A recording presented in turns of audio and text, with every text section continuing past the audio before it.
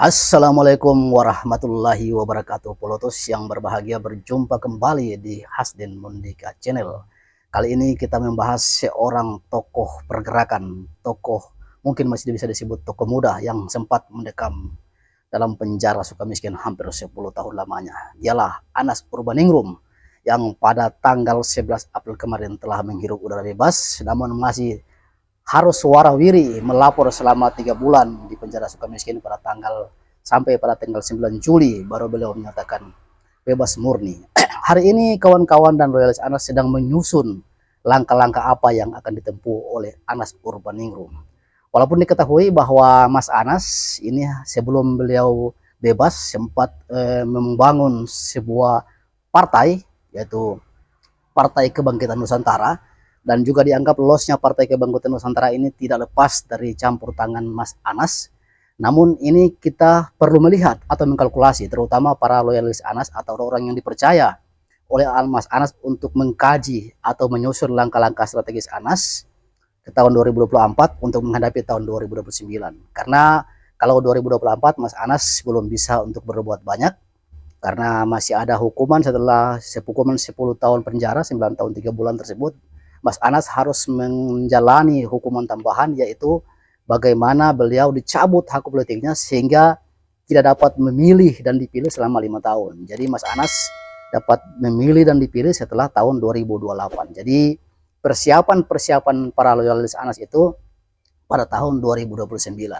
Nah, sekarang kita lihat ketika Mas Anas dengan sangat dekat dan mungkin teman yang cukup akrab dengan Gede Pasek Suardika, yang kata Pak Gede Pasek mereka berteman dalam perbedaan, namun mereka cukup satu, yaitu berbeda tempat. Mas Anas dari Blitar Jawa Timur, Gede Pasek dari Bali, kemudian Mas Anas dari Himpunan Mahasiswa Islam HMI, dan cukup Islamnya cukup baik dan cukup dianggap seorang yang sangat tawadu. Kemudian Gede Pasek seorang Hindu, kemudian perbedaan-perbedaan lain, namun mereka berkawan dalam perbedaan dan menjadi satu. Ini yang cukup unik dari perkawanan Mas Anas Urbaningrum dengan Gede Pasek Suardika. Dan hari ini ketika beliau keluar, semua total pengurus dari Partai Kebangkitan Nusantara itu mengawal Mas Anas, ngikut sejak dari penjara Sukamiskin, kemudian setelah buka puasa dan naik di bis bersama-sama ke Blitar, dari ketua umum sampai bendahara umum, sampai sekretaris umum, itu semua ikut ke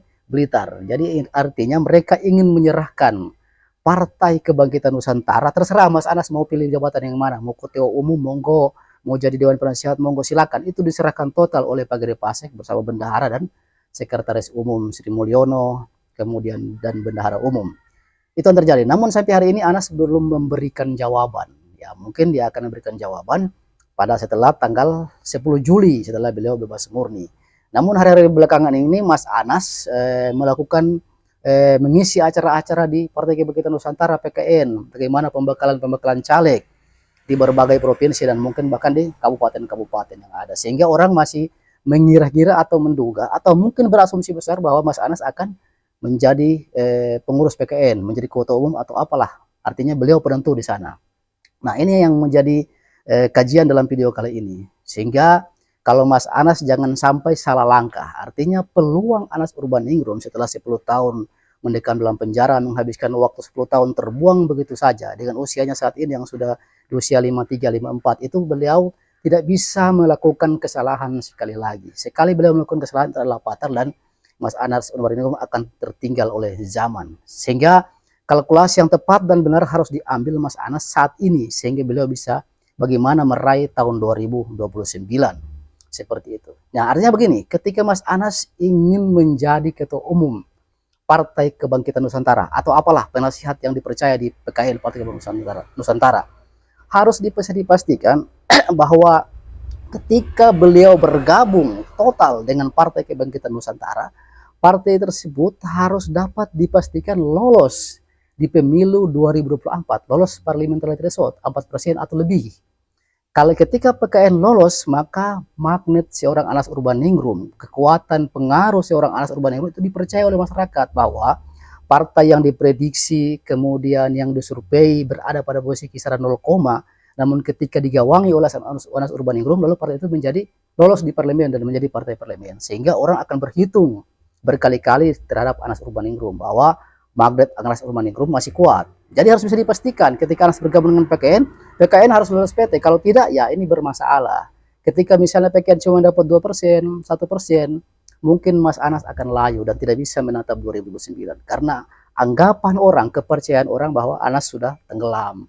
Dia menggawangi partai PKN pun tidak sanggup. Lalu bagaimana menatap partai-partai lain? Itu pilihan yang pertama yang harus dihitung betul kalau pada bulan Juli beliau ingin mengatakan ingin bergabung dengan PKN.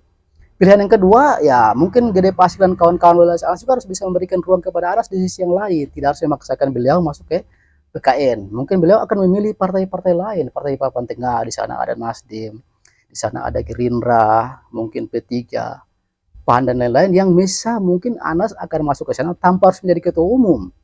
Dia menjadi wakil ketua umum atau seorang ketua sudah cukup karena 20 tahun belakangan tidak harus ketua umum untuk menjadi capres seperti itu, karena dengan kalahnya Amin Rais, dengan kalahnya Akbar Tanjung, kemudian Yusuf Kala, ketua-ketua Megawati Soekarno Putri, itu jadi menjadi pembelajaran selama satu generasi 20 tahun terakhir bahwa ketua umum tidak serta-merta lolos menjadi presiden ketika mencalonkan diri. Jadi yang penting masuk ke dalam partai, itu terjadi. Hari ini juga kan calon-calon yang ada, Ganjar Pranowo hanya pengurus partai.